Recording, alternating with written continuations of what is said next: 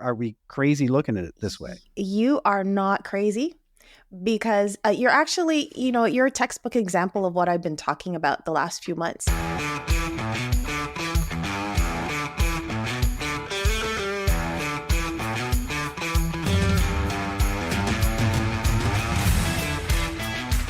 Hey everyone, today I have invited my podcast producer, Doug Downs, Hey, to be my guest. hello. And Doug is an awesome producer, but he's also in the Calgary area, and he is in the process of looking for a home. So I thought he would be an excellent person to have on my podcast today to really discuss the importance of planning and executing against a plan. So, as the great Tom Landry once said, setting a goal is not the main thing. It is deciding how you will go about achieving it and staying with the plan. How about them Cowboys? Yes, Dallas. How about them Cowboys? Legendary coach has some really great advice Those for were real good estate. years. I miss Tom, and I miss Jerry. Well, not Jerry Jones. Jimmy Johnson. Jimmy. Too many JJs in there. Cowboys haven't been quite the same, and I'm not a Dak Prescott fan at all. But Oh, no. thanks for having me on. Oh, no, this is going to be a pleasure. I think this is perfect because you can really, I think you will be able to speak to the importance of why we need to plan when we're in real estate. I keep hammering this. And I think, it's one of the largest decisions that someone will make in their life, financial decisions. So why not have a plan? Why, wing it? You need to really think about what's happening in the market, what your desires are, what your wants are, what your needs are. Actually, really focusing on those needs. Yep. And this kind of stems from, we would record episodes together, and then after we were done recording, Nicole and I usually just keep chatting, off mic. And I kept asking questions. What about this? What about this? And we're experiencing this, and we're upsizing, right? What about?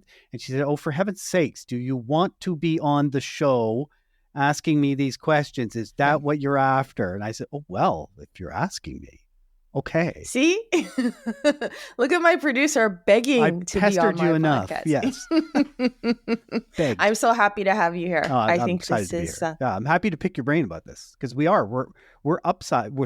Sherry and I, my wife and I, we have 3. Let's call them grown kids. 2 are 19 and still live at home. 1 is 21 and lives in Kelowna, so 7 hours away from us in Calgary. And we have a home, 1850 square feet, finished basement. When the kids were young, this was good, right? This worked. And as the kids have gotten older, and realistically, because what's happening in Toronto with home prices and near us in Vancouver, so many people are moving west from the GTA and the GVA. And they're buying in Calgary because it's so cheap here by comparison. But that's pushing our prices up. And so we can see the writing on the wall. And for 2 reasons we're thinking of we will move, is we want to upsize for the short term, which could be 5 years. And Lord knows the one living in Kelowna who's not saving anything for a down payment, it could be 10 years that before they finally leave. I don't know. But we also want to be grandparents. At some point. And we want the dining room table. I'd like to have a proper office. Sherry deserves a proper office. She's an artist. So we want her to be able to do her artwork at home. And we don't want a ton of stairs, although that's not too big a deal.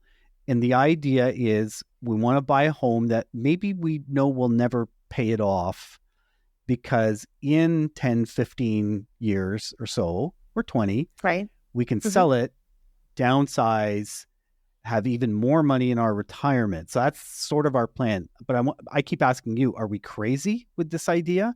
Is this the wrong? You're supposed to downsize as you mature, are we crazy looking at it this way? You are not crazy, because you're actually, you're a textbook example of what I've been talking about the last few months. I've been really trying to focus on what is the reason, why are Canadians moving? And it's not just Canadians, Americans. What's the biggest reason people are moving? So some of the big reasons people are moving: one, they want a bigger home. It is. Which is your case exactly. They want maybe a better neighborhood. They want to, go to a better neighborhood. Maybe they were able to buy something in the last few years for what they could afford, but now they say, okay, I built some equity in my home, and now I want to go to a better neighborhood. Another key reason is to be closer to family. So when you're talking about grandkids and being able to have a home that you can have large family dinners, kids can play. If one of your kids is going to be moving back and living at home, maybe 3 of them, let's hope not, you will have enough space. So being able to be the grandparents that you can help your kids with childcare. And also, maybe they'll be able to help you as you get a little bit older. Hopefully that will be sometime later. But, that's one of the reasons people are moving. Then another reason is related to job situation. So whether people are retiring and they're downsizing, or maybe, as we're hearing, rumors of some corporations doing some layoffs, et cetera, people could be experiencing changes in their situation from a financial perspective, and they'll need to move. So, you're a textbook example of what I've been trying to talk about and really explain to people, what's happening right now in terms of why people are moving and why there's that impetus. So yeah, you're not crazy. Okay. And in terms not for this anyway. Okay. Now after all that, yeah. I'm saying you're not crazy. Yeah. You're not crazy, but you know what? You're actually even one step further. You're truly looking at that big picture. You're not even just looking at the 2 to 3 to 5 years. Right. You're looking at, that 20-year span to really understand why you're doing it. And maybe you're even thinking ahead to your next move, not to do the next move, but to position yourself appropriately. All right. So when I want to add one more little thing, just even from a personal experience, when I purchased the current home that I'm living in now, I really, when I thought about it, I go, okay, is it close to my family? Is it close to a recreation center or a gym? How close is it to shopping? Is it close to public transportation? Even though I wasn't taking it, I'm thinking, okay, if I'm going to sell my property, is it close to all these things that are going to make it really desirable for someone else to want to purchase it when I'm ready to move? So, those are things that you're thinking about. Mm-hmm. And those are things that, we should all think about in terms of planning our next move. So my other question is, it's been almost 20 years since I hired a realtor. And of course, you're in Toronto, so I couldn't hire you. So right. went with another realtor who I like. Good guy, really good guy. But we seem to have just been added to met with us in the beginning. What are you looking for? Where are you looking for it? How much you want to spend? Okay. Fit us into this algorithm that feeds us emails. Now, all an automated system. And I'm not seeing a whole lot else in terms of helping us find a place. It feels like we're spending, $25,000 here? It sort of feels like the realtor should be holding our hand a little more. Am I being unrealistic? I don't think you're being unrealistic. I think I understand the feed. So first of all, you should have, I'm assuming, and I know you've met to understand your basic criteria in terms of what you're looking for. Yeah. And actually, looking for a home is more of a process of elimination rather than anything else. In the sense that, okay, you have these ideas that you have, like you gave me your general description of what you're looking for. Have you actually been out to see any properties? Yeah, lots. Okay. Sherry's out looking at one right now. Okay. As we So speak. tell me, when you were out looking, when the both of you were out looking at properties, tell me what you experienced and give me some feedback, and then I can maybe help you answer. One of the first ones we looked at, the basement was huge. They had a gym in the basement with those like rubber floor mats with a sauna, a wood sauna structure there, and then a shower that I can only describe as like from Space Odyssey 2031. So I fell in love with this house. Right. Based on, I don't even remember what the backyard looked like. I fell in love with it. I'm like a kid eating candy. And Sherry looks at me and she goes, this really isn't for us. I'm like, oh, you can't be serious. And then there have been some other houses, not where because if she loved it, I'd probably do it. But where she's like, nice. Oh, I'm thinking about this. And I look at her and I'll go, oh, you can't be serious. Like this is, so it doesn't, sometimes we're on the same page from a life standpoint, but sometimes it doesn't feel like we're on the same page when we're in the same home. Right. And, I actually have seen that with some of my clients. So it's almost a process of elimination that your realtor is working on. And it's important to have that two-way communication and maybe, checking in with him and after, you've had some of these discussions to really refine what you're looking for. Because what you mentioned to me, that basement that was finished with the gym and the shower and the sauna, it doesn't sound grandkid friendly, but it sounds awesome. It sounds grandpa friendly. Right. But so you see, I don't know if you see where I'm getting. It's a process of elimination. So okay, maybe we're not gonna look at that particular property. So as your properties become available, there's going to be a lot based on what you've probably already seen that you're going to eliminate. Okay. Right. Okay. And are we learning to prioritize? Like for Sherry, the dining room, I think, was a huge thing at the beginning. Right. And as we've been looking, I'm hearing her more and more say, no, I could make that work. It's less of a priority. Right.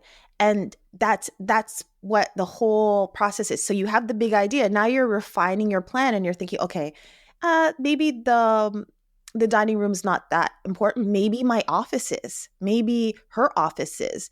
And how the office is situated are things that are top priorities. So those are items. So when I'm showing and I'm working with my client, those are items that I take into consideration in terms of refining the search for the particular client. So it's important to have that feedback and provide that feedback to make sure that both yourself and the real estate agent is on the same page. And I'm sure as you're going through, he's taking notes and he's noting your likes and your dislikes.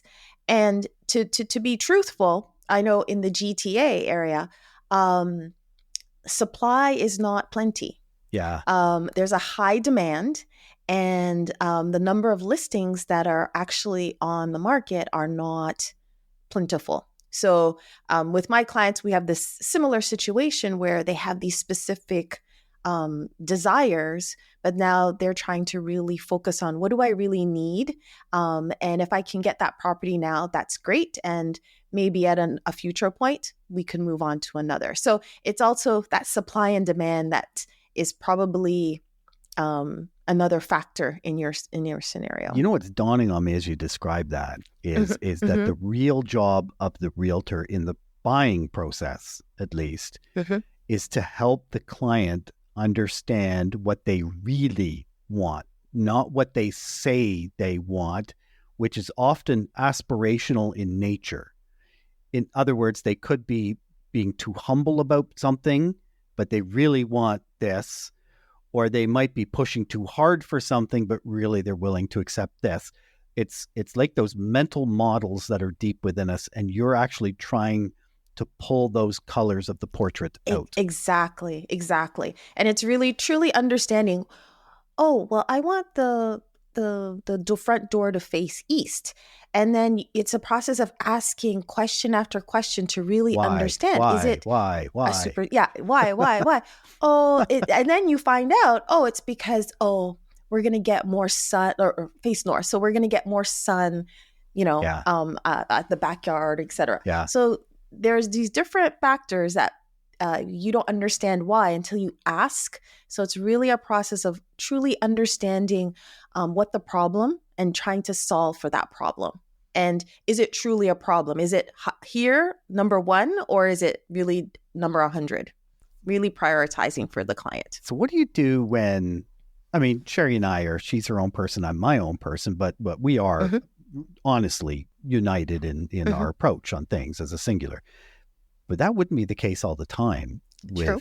husband and wife. What do you do when they don't sing in harmony? So typically, I try to have a little questionnaire that I've used in the past where the husband wasn't truly keen on the buying. It was an investor, but buying, and then the wife, was keen on it. So I had them complete a questionnaire on the features that they were looking at independently. And then when we met, I went through the kind of purchase pathway description with them. When we met, I reviewed their documentation offline, and then together I reviewed their similarities and differences and really tried to understand, again, asking why, like really getting down to the nitty-gritty, understand why they responded in such a way, and did it really match with their partner, or is it something that they both really believed in, but they thought about it in a different way? Because oftentimes couples, maybe males and females, or couples just deal with things in a different way, or think of things or see things in a different angle. But ultimately, sometimes it's the same thing they're seeing, but they're describing it and thinking about it in a different way. That's what I've noticed in certain scenarios. And also, it's just really understanding why they're thinking a certain way, and is that really important? Sometimes it takes them a while. I've had clients where, the husband and wife weren't on the same page necessarily. And, after a while, one of them came around, but at the time it was a little bit late because the property had already gone under contract with someone else. So this is where it's really important to have that discussion and really kind of understand what your needs are versus what your wants are. So what about, and I'm stuck on the buying process. You may as well That's just okay. stay there, That's all good. that's where we're at. So what about when someone tells you on the Saturday, and blue is very important to me, blue for sure. And then on Wednesday, they're looking at another home with you, and you hear them say, I'd really rather there'd be more red, when they contradict themselves. Oh, happens all the time. Really? Yes. Oh, are they I've changing their mind? Or are you drilling down to something that's in there? Well, how can I say? A lot of times people have aspirations, and they see something, or they're talking to someone else and they think that's what I want. Or, a client said, well, I don't want a property that has this type of elevation. Yet I have some properties that they've selected and it has that elevation. I booked the appointment, and then when I get to the property, I said, oh, I was curious as to why you selected this, because this is an elevation that you told me you did not want to look at anymore. But I still took them. And then they said, yes, you're right. As soon as we walked up the steps, they said, yeah, no. We saw the home, but they said, yes, no, definitely we're going to remove it. So sometimes it's people, they have the idea, they know they want it, but it's almost like confirmation to themselves that, yes, I do not want this type of property. And sometimes I just go and I show it to them, because maybe there was something in the property, because I ask, what was so special about this property?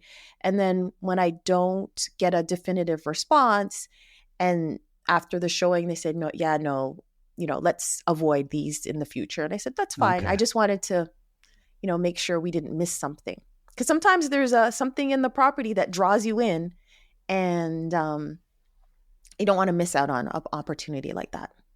And are you a little more on the selling process? Are you a little more, let me have more control here. Let me doll up your house so that it sells? Because the buying process sounds like it's very much a pull from the clients. You're extracting, you're pulling, you're trying to help them come to their own realization. Whereas the selling process, of the three people involved, the three adults involved, you know more about what's going to sell the home than they really do, because they've lived in it and seen it through a different lens all this time. Ultimately, it's the seller who makes a decision. I Sure, provide I all the understand that. details. I provide the scenarios. So definitely I would work out scenarios. I provide a range. I would provide, okay, if we price within this range, because this is the market, this might happen. If you price here, this would happen. If you price here, it might not sell right away and it might stay on the market. So Right. I kind of explain, and sometimes sellers pick the one where I would not recommend, and I They actually overprice say it. yes, That's and I death. Yeah.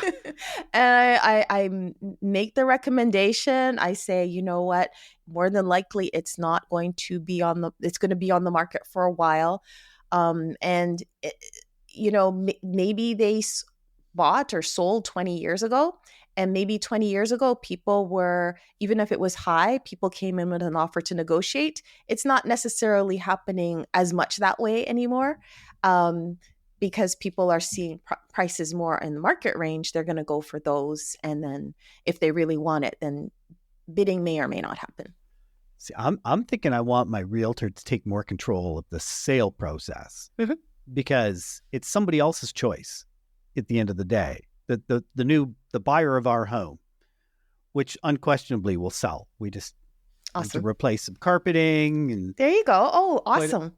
oh yeah. Well, more than that, we probably need to spend 15 grand or so to doll it up and slap some paint in the walls, and I've got some homework with the deck and the fence and all that I got to do. But yeah, but I want my realtor to tell me, this is how you'll sell this home. That's Yeah. what I want. And that's what I offer, the three, and people can select. I would make my recommendation, because I always make a recommendation. For But sure. ultimately, at least in my process, the seller determines based on the information and my recommendation. They would select. So, when a house has been on the market for a while, it's slightly overpriced, and it's been staged, and it's everything is going for it. You have to have those challenging discussions in terms of lowering the price to bring it more into the market. So what are the Ranging. staged aspects as we're going around looking at homes? What are the staged aspects that I can identify and say, they've done it this way to overcome a deficiency that is this, or they're trying to distract me to pay more attention to this so that I don't pay as much attention to that? Give me the inside goods, the inside stuff. Inside goods, at least the properties that I've had staged, it's not necessarily to hide anything. It's to enhance the property. So it's to enhance certain features. But it's, look at this over here. Don't look at this over here. Look at this. Look at this shiny bauble. At least I'm just saying, it's not in that scenario. It's okay. This bedroom is gorgeous. It's beautiful. It has lots of light. Using techniques, or having a stager use techniques to bring that light out, bring out the beauty of the property. Also, what's really critical more than anything in staging is declutter. So really stripping out all that stuff in your home, like depersonalizing it, getting rid of any personal photos, etc. That's really important. And declutter more than even staging. It's making it very airy, and so people can really see the beauty of the home, whether or not there's furniture in there, or staged furniture, or you're using your own furniture. I love that. I have to ask you, this is a true story. That thing about depersonalized, I totally get what you're saying. You want people to go through their home to say, this could be my home right now, and it would be this clean for sure.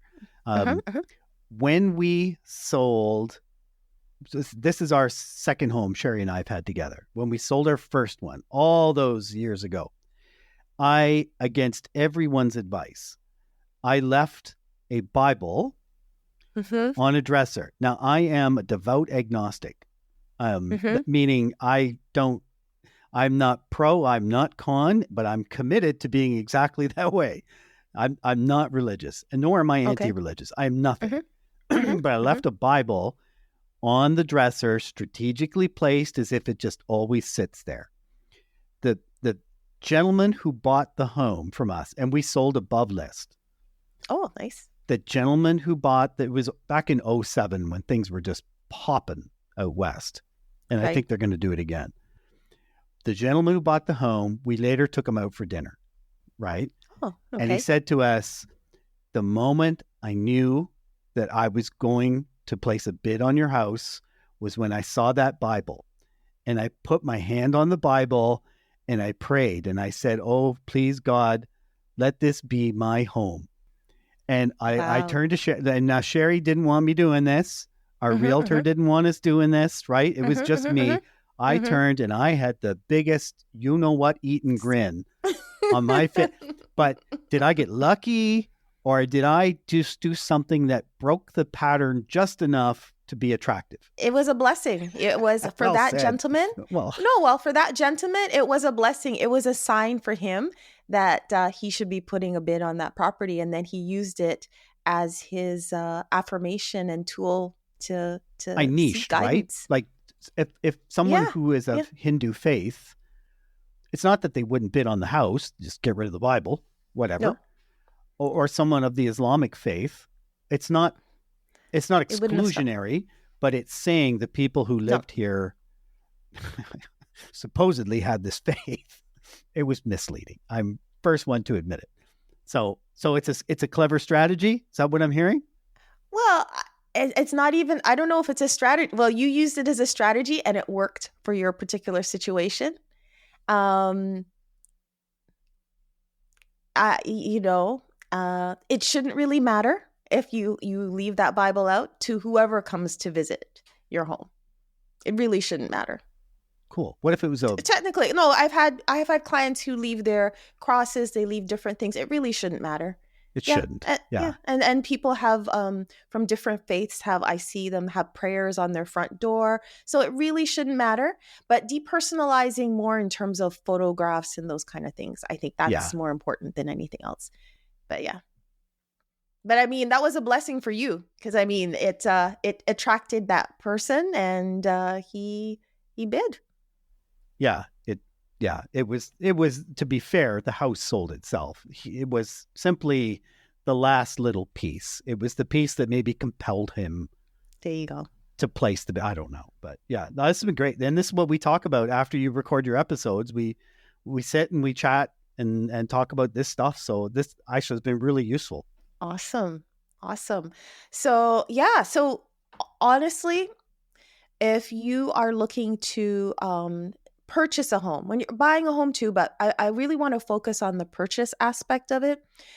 It's really so important to plan. And it's not just like Doug, he's already gone through the process of working out his financing. So he knows what he could potentially afford. So it's important to understand what your affordability is, what you can afford, getting quote unquote pre-approval either from your bank or for a mortgage broker, understanding from affordability perspective, what kind of programs are available and how you can maximize those programs. You might not be looking to buy in 6 months or maybe a year, but understanding what's involved in the process is so important because then you can maximize how you take advantage of whatever programs are available. And then once you find a realtor, somebody you trust who kind of sees your needs. So really focusing on the needs, not the wants, because we do have a limited supply right now, at least in the GTA. Focusing on those needs and really prioritizing what you want to get with what you can afford, and then letting the process go from there. So really having that plan. So, Doug, How do you think your plan is going? What do you think? It's good. Sherry's looking at a home right now and sending me pictures on my phone. So okay. I'm gonna trot over. It's within walking distance. I'm gonna trot over and have a look at that house. I've got fresh ideas to think about. It's great. Awesome. All right. Like what you hear? Follow today. And I'd like to really express my gratitude for my producer, Stories and Strategies. And please, we would love for you to give a rating. And as one last favor, share this episode with one friend. Thank you, and talk to you next time.